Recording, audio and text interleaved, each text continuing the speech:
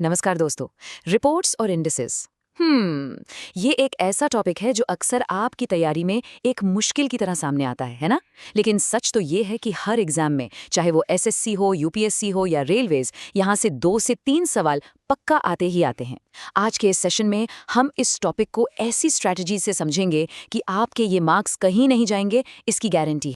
और सबसे बड़ा सवाल जो आप सबके दिमाग में घूमता रहता है वो यही है कि भाई इतनी सारी रिपोर्ट्स हैं, इतनी सारी रैंक्स हैं, आखिर एग्जाम के लिए याद क्या करना है। बस इसी चिंता को आज हम दूर करने वाले हैं। अगले कुछ ही मिनट्स में आपको इस प्रॉब्लम का एक परफेक्ट सॉल्यूशन मिल जाएगा। तो ये है हमारा आज का रोड मैप। सबसे पहले हम सीखेंगे कि किसी भी इंडेक्स को पढ़ने का सही तरीका क्या है। उसके बाद हम इंडिया की परफॉर्मेंस देखेंगे अलग अलग सेक्टर्स में। फिर बात करेंगे कुछ कॉमन एग्जाम ट्रैप्स की और उन्हें याद रखने की सिंपल ट्रिक्स की।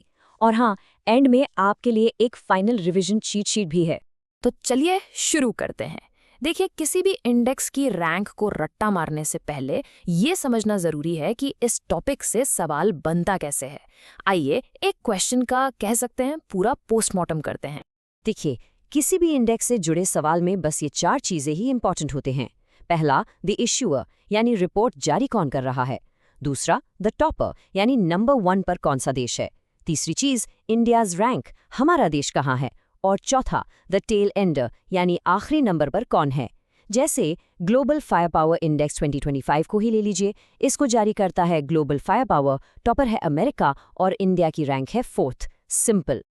अब एक बहुत इंपॉर्टेंट प्रो टिप। अगर आप एसएससी या रेलवेज जैसे एग्जाम्स की तैयारी कर रहे हैं तो आपका मेन फोकस इंडिया की रैंक और टॉपर कंट्री पर होना चाहिए। लेकिन अगर आप यूपीएससी या स्टेट पीसीएस के एस्पिरेंट हैं तो आपके लिए इश्यूअर यानी संस्था का नाम और रैंक ऊपर गई है या नीचे आई है, ये भी याद रखना बहुत ज़रूरी हो जाता है। चलिए अब अपने अगले सेक्शन की तरफ बढ़ते हैं। इसमें हम उन इंडिसेस को एनालाइज करेंगे जो इंडिया की इकोनॉमिक पावर और दुनिया में उसके असर को दिखाते हैं। इस स्लाइड में सबसे इंटरेस्टिंग चीज़ है इंडिया की कंसिस्टेंट परफॉर्मेंस। आप देखिए, चाहे हरून ग्लोबल यूनिकॉर्न इंडेक्स हो, एशिया पावर इंडेक्स या global fire power index, India लगातार टॉप 5 में बना हुआ है। और एक पैटर्न देखिए, तीनों ही पावर इंडिसेस में अमेरिका ही नंबर 1 पर है। देखा, इससे याद रखना कितना आसान हो गया। अच्छा, अब आते हैं फ्यूचर इकोनॉमी से जुड़े इंडिसेस पर। तो यहाँ थोड़ी मिलीजुली तस्वीर है। ग्लोबल इनोवेशन इंडेक्स में हमारी रैंक 39 से आगे बढ़कर 38 हो गई है, जो कि एक अच्छा साइन है। लेकिन ग्लोबल स्टार्टअप इकोसिस्टम इंडेक्स में हम एक रैंक नीचे आकर 21 से 22 पर आ गए हैं। यहाँ एक एग्जाम ट्रैप है, ध्यान दीजिएगा। हुरून यूनिकॉर्न इंडेक्स, जिसमें इंडिया 3rd है, उसको स्टार्टअप इकोसिस्टम इंडेक्स से कंफ्यूज मत करना, जिसमें रैंक 22। आगे बढ़ते हैं ट्रेड और इन्वेस्टमेंट की तरफ। वर्ल्ड इन्वेस्टमेंट रिपोर्ट में हमारा 15th स्थान है और रैंक में सुधार हुआ है, जो कि बहुत अच्छी बात है।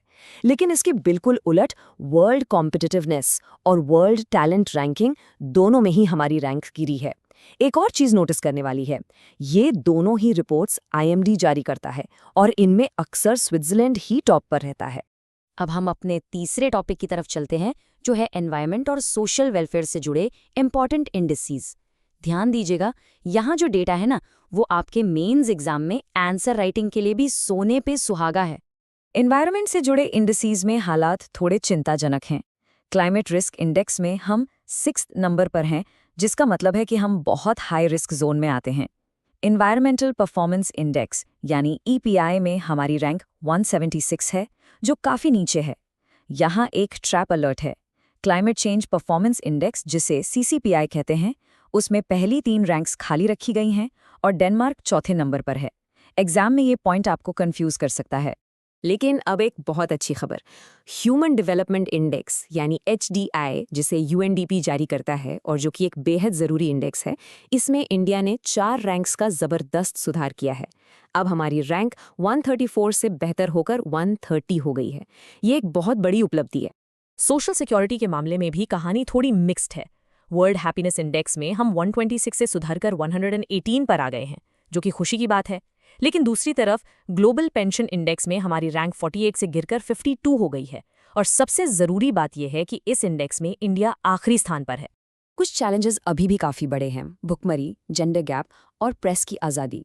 इन तीनों इंडेक्सेस में हमारी रैंक 100 से भी ऊपर है। इसका मतलब है कि यहाँ अभी बहुत काम करने की ज़रूरत है। लेकिन यहाँ एक पॉजिटिव ट्रेंड एनालिसिस भी है। भले ही एब्सोल्यूट रैंक कम हो, पर ग्लोबल हंगर इंडेक्स और वर्ल्ड प्रेस फ्रीडम इंडेक्स दोनों में पिछले साल के मुकाबले हमारी रैंक बेहतर हुई है। हमारा अगला सेक्शन गवर्नेंस यानी शासन और कुछ स्पेशल रिपोर्ट्स पर फोकस्ड है। इसके अंदर हम देश के एडमिनिस्ट्रेशन और शांति से जुड़े मापदंडों को देखेंगे। अगर गवर्नेंस से जुड़ी रिपोर्ट्स की बात करें तो गुड गवर्नेंस इंडेक्स में हमारी रैंक है 71, रूल ऑफ लॉ इंडेक्स में 86 और ग्लोबल पीस इंडेक्स में 115। यहाँ एक फैक्ट नोट करने लायक है कि रूल ऑफ लॉ और कमिटमेंट टू डेवलपमेंट दोनों ही इंडेक्सेस में वेनेजुएला लगातार आखिरी नंबर पर बना हुआ है। अब दो स्पेशल रिपोर्ट्स पर नजर डालते हैं। ग्लोबल टेररिज्म इंडेक्स में इंडिया की रैंक है 14th। यहाँ ये याद रखना जरूरी है कि इस इंडेक्स में जितनी ऊपर रैंक उतना ही ज्यादा आतंकवाद का प्रभाव, जो एक नेगेटिव बात है। इसके ठीक उलट ग्लोबल सस्टेनेबल डेवलपमेंट रिपोर्ट में हमने 10 रैंक्स की शानदार छलांग लगाई है और अब हम 99th पोजीशन पर हैं। तो चलिए अब आते हैं इस सेशन के सबसे मज़ेदार हिस्से पर, जहां हम सीखेंगे कि स्मार्ट वर्क कैसे करना है और एग्जाम में आने वाले कॉमन ट्रैप से कैसे बचना है। इसे हम कहते हैं इकोनॉमिक फ्रीडम डिलेमा। एग्जाम में अक्सर एक जैसे नाम वाले दो अलग अलग इंडेक्स पूछ लिए जाते हैं। दोनों में इंडिया की रैंक 128 है, लेकिन इनके इशुअर और टॉपर अलग अलग हैं। एक इंडेक्स फ्रेजर इंस्टीट्यूट जारी करता है, जिसका टॉपर हांगकांग है, जबकि दूसरा हेरिटेज फाउंडेशन जारी करता है और उसका टॉपर सिंगापुर है। तो पॉइंट ये है कि आपको इन्हें इनके इशुअर और टॉपर से पहचानना सीखना होगा। नंबर 1 पर आने वाले देशों को कैसे याद रखा जाए, ये एक कॉमन प्रॉब्लम है ना? लेकिन इस स्लाइड में जो पैटर्न है उससे आपका ये काम बहुत आसान हो जाएगा। ये है टॉपर्स को याद रखने का रूल ऑफ थंब। अगर इंडेक्स पावर या बिजनेस से रिलेटेड है, जैसे फायर पावर, यूनिकॉर्न्स या इन्वेस्टमेंट, तो ज्यादा चांसेस हैं कि टॉपर अमेरिका होगा। अगर इंडेक्स ह्यूमन राइट्स या हैप्पीनेस से जुड़ा है, जैसे peace, gender gap, press freedom, happiness, तो आपका आंसर नॉर्डिक कंट्रीज में से कोई एक होगा।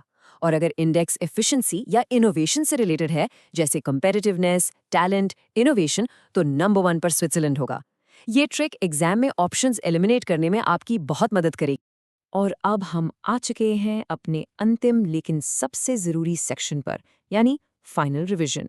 यहाँ हम लास्ट मिनट प्रिपरेशन के लिए सारी इंपॉर्टेंट इन्फॉर्मेशन को एक साथ समेटेंगे। ये स्लाइड इंडिया की प्रोग्रेस की एक शानदार पिक्चर पेश करती है। ये वो सारे इंडेक्सेस हैं जहाँ इंडिया की रैंक बेहतर हुई है। सस्टेनेबल डेवलपमेंट में 10 रैंक्स का, प्रेस फ्रीडम और हैप्पीनेस में 8 रैंक्स का और HDI में 4 रैंक्स का सुधार।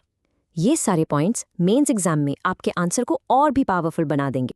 और आखिर में ये है हमारे आज के सेशन का पूरा निचोड़, आपकी क्विक रिवीजन चीट शीट। इसका एक स्क्रीनशॉट जरूर ले लीजिए। एग्जाम में इन 9 इंडेक्सेस के पूछे जाने के चांसेस सबसे ज्यादा हैं। एक बार इनके इशूअर संस्थाओं के नाम जरूर रिवाइज कर लेना। आपके एग्जाम के लिए बहुत सारी शुभकामनाएं। अगर आपको ये सेशन हेल्पफुल लगा हो तो इसे लाइक और शेयर करें और चैनल को सब्सक्राइब करना मत भूलिएगा। मिलते हैं अगले सेशन में। धन्यवाद।